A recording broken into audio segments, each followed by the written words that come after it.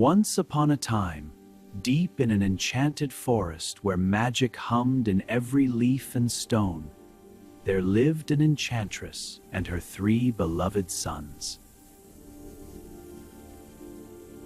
The enchantress was wise and powerful, but she feared one prophecy, that her 3 sons would one day seek to leave the forest and never return. My dear boys, if you venture beyond the forest boundary, my magic will transform you into creatures of the wild. Please, stay. Mother, I am sorry, but I must seek my fortune. The world calls to me and I cannot ignore it. Farewell.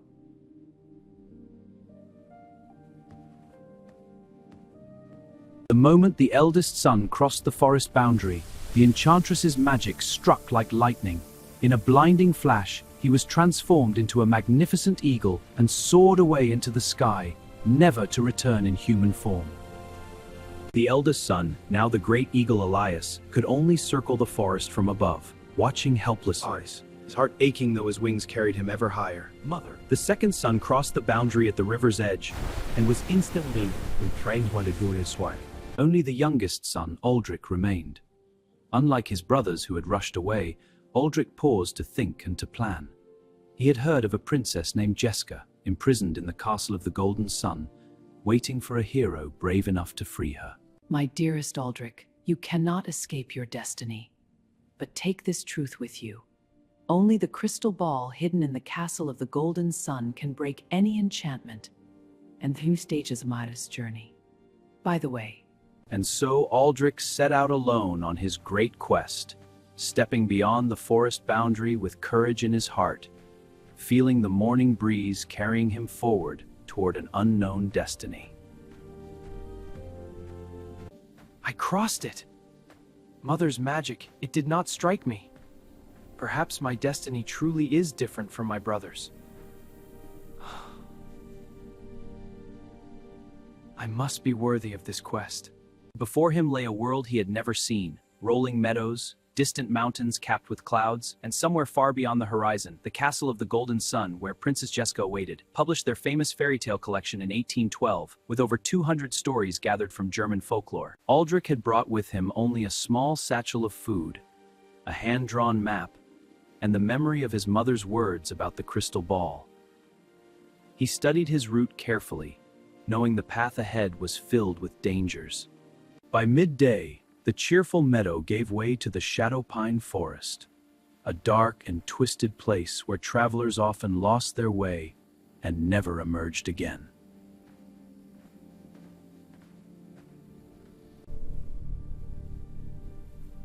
Stay calm.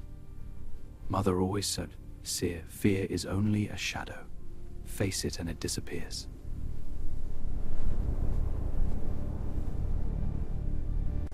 Aldrich walked straight ahead without flinching, and the illusions of darkness dissolved around him like morning mist in sunlight. His courage was his first and greatest shield.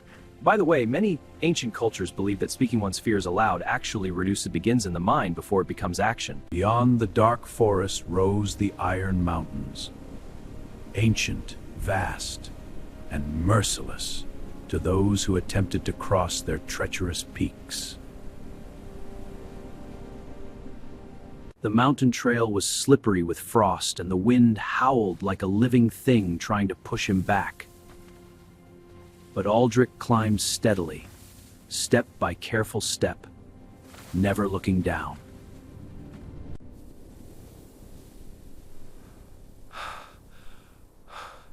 Made it. I actually made it to the top. Keep going, Aldrich. You are halfway there. At the summit, for one breathtaking moment, Aldrich saw the whole world laid out before him, and somewhere in the glittering distance, he believed he could see the faintest shimmer of golden light that might be the castle of the Golden Sun. That night on the mountain, Aldrich sheltered in a shallow cave, warming himself by a small fire and thinking of his brothers, the eagle and the whale, wondering if they could somehow fall 4 degrees Celsius, storing warmth in their tiny roots underground. On the second morning of his mountain crossing, Aldrich noticed a massive bird circling overhead, far too large to be any ordinary eagle. His heart quickened with sudden hope. The great eagle Elias plummeted from the sky like a golden thunderbolt, landing on a nearby rock in a rush of wind and spreading wings. And though he could not speak in human words, his golden eyes held a light of recognition that made Aldrich's heart leap. Elias? Brother, is it really you? I have come to find the crystal ball and free you and Finn from Mother's enchantment. I promise I will not fail you. Elias could not speak, but his golden eyes spoke volumes. He bowed his great head slowly, confirming that yes, he was Aldrich's brother, trapped for so long in feathered form, and that yes, he had been watching over the path, waiting for this moment. You are offering to carry me across the mountains? Oh, Elias, you brave, wonderful brother. By the way, the golden eagle has a wingspan of up to 2.4 meters and can carry prey weighing up to 5 kilograms, making it one of the most powerful birds of prey in the world. Aldrich climbed onto his brother's broad back, and Elias launched them both into the sky with a single thunderous beat of his enormous wings. They soared above the Iron Mountains as if they weighed nothing at all, the cold, clean mountain air rushing past them like freedom itself. This is incredible! Brother, you are magnificent! I can see the whole world from up here. I can see everything! I will free you from this, I swear it! Apple, I swear ya! Elias carried Aldrich safely over the entire Iron Mountains and began to descend toward the Valley of Tides, where the sea met the land and where, somewhere in those deep waters, Finn the whale brother waited. Elias, I cannot thank you enough. I will come back for you. When I hold the crystal ball, you will be yourself again. I promise. My word as your brother. With a final bow of his great head, Elias launched back into the sky.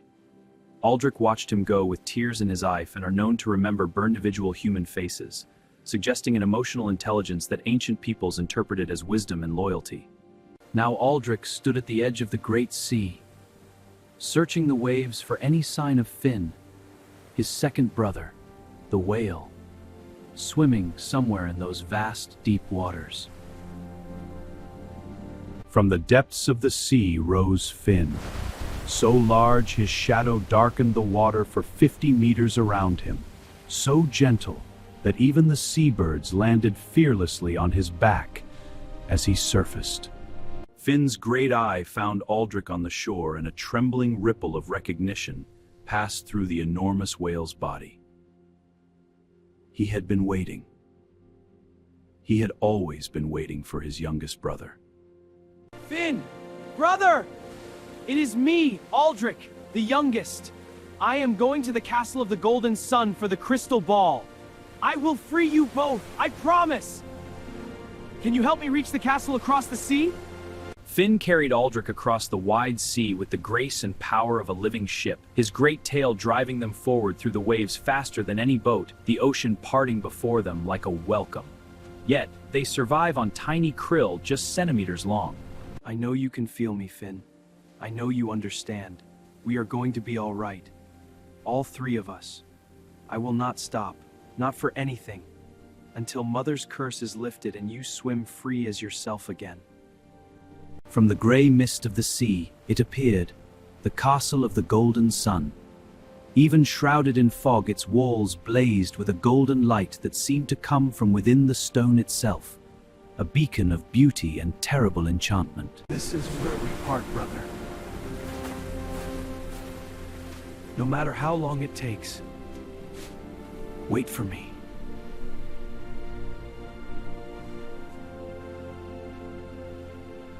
Finn raised his great tail in a slow and graceful farewell, and then slipped beneath the waves to wait in the deep, patient as the tide itself, trusting in his youngest brother completely.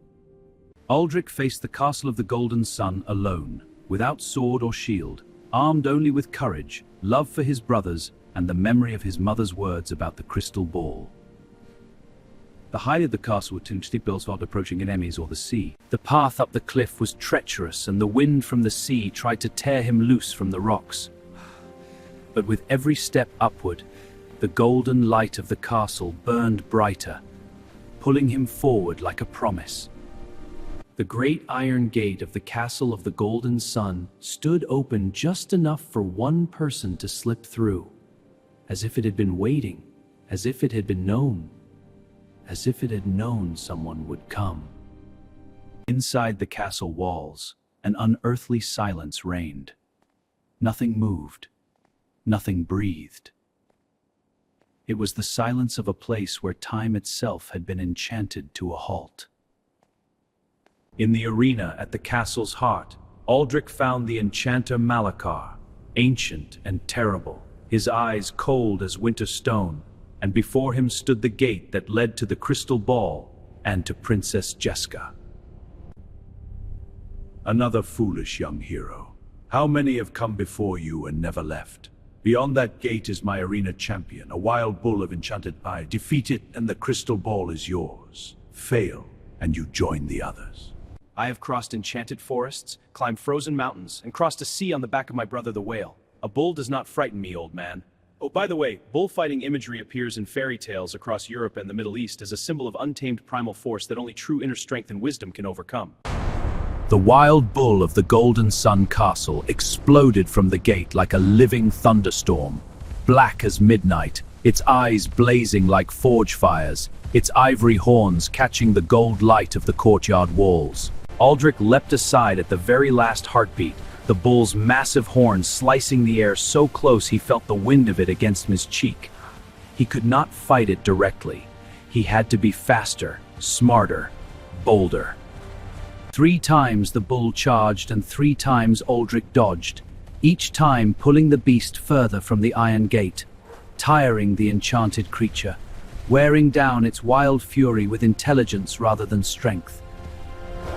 In a burst of pure, fearless courage, Aldrich leaped and grabbed the bull by both horns, riding the raging beast as it bucked and spun, refusing to release his grip no matter how violently charging animal grasping its horns is an ancient tradition called bull leaping, practiced at Minoan Crete over 3,500 years ago as a sacred ritual of skill and bravery. As Aldrich held fast without cruelty or hatred, only quiet courage, the enchantment within the bull began to dissolve. The fire in its eyes softened. The beast trembled once, and then stood peacefully still, the wild fury drained away. Through the iron gate lay a passage of breathtaking beauty, every stone carved with stars and celestial maps, as if the castle's builders had mapped the entire night sky onto its inner walls as a guide for those pure of heart. The crystal ball. It is real. It is truly real. After everything, here it is. The moment Aldrich's hands closed around the crystal ball, light exploded outward like a sunrise, so brilliant and pure it seemed to wash away every shadow in the castle. He felt its warmth spread up through his hands and into his heart.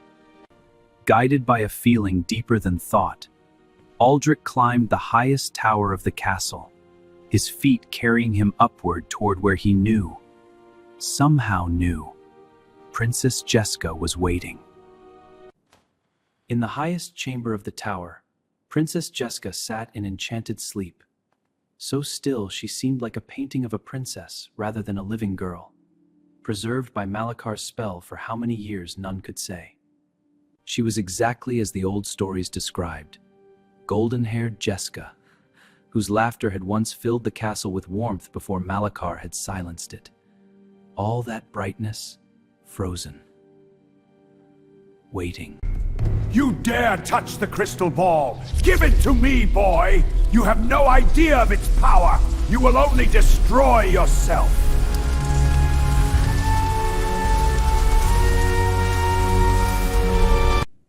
The crystal ball belongs to no one who uses it for cruelty and captivity. It is a tool of truth, not of power over others. And the truth is, this ends today, Malachar. The crystal ball answered Aldrich's courage and pure intent with all its power. Blazing white light tore through every enchantment in the castle like sunlight through morning frost. Beautiful metaphor for how truth, which contains all perspectives at once, cannot be defeated by any single distorted view. As the crystal ball's light swept over Malachar, his ancient enchantments shattered. The cold cruelty fell away from his face, and beneath it was only an old man who had forgotten, long ago, what it felt like to stop holding the world prisoner. With a sound like a long, slow sigh, the ancient enchanter dissolved, freed at last from his own prison of cruelty, his form carried away by the light he had tried to defeat for so many years. The castle, released from its master's dark will, seemed to breathe for the first time. In the sudden warm silence of the tower room, Princess Jeska's enchanted sleep released its hold, and her violet eyes slowly opened to the light of the world for the first time in years, as the crystal ball's glow faded gently to a warm, soft hum. Hi. I was dreaming of sunlight and singing birds, and then... Who are you? What has happened to the enchanter? Where is Malachar? Princess Jeska, my name is Aldrich. Malachar is gone, his enchantments broken. You are free. The crystal ball freed you. You have been sleeping for a very long time, but the nightmare is over. I promise, you are safe now.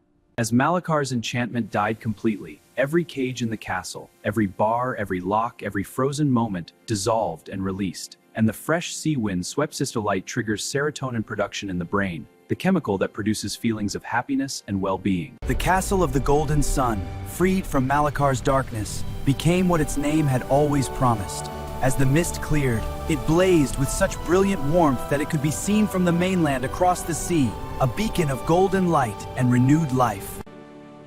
Elias! Finn! Wherever you are, feel this light! This is for you both! Come home! The crystal ball returns you to yourselves! Come home, brothers! From the high blue sky, Elias came, diving like a falling star. The crystal ball's light washed over him the moment his talons touched the courtyard stones, and with a sound like chiming bells, the transformation began. The crystal ball's light rewrote the enchantment that had bound Elias for so long. Feather by feather, the eagle dissolved into light. Margaret's founts rises. So it's a magical process for pursuing for life to promise for sustaining with bar flutter throat and transport. Elias, you are back. You are really back. Look at you are yourself again. You are guest. Have you I talk? I told you I would not stop. I promised. From the sea below the cliff, Finn felt the crystal ball's call in the deep water and rose to meet it. And as the white light reached the waves, he too was freed, stepping onto the rocks as himself for the first time in years, his great whale voice transformed once more into human laughter. And so the crystal ball fulfilled its ancient promise, not by granting power to one, but by restoring what was true, what was loved, and what had been unfairly taken away. All great dreams the once. Remember, good night.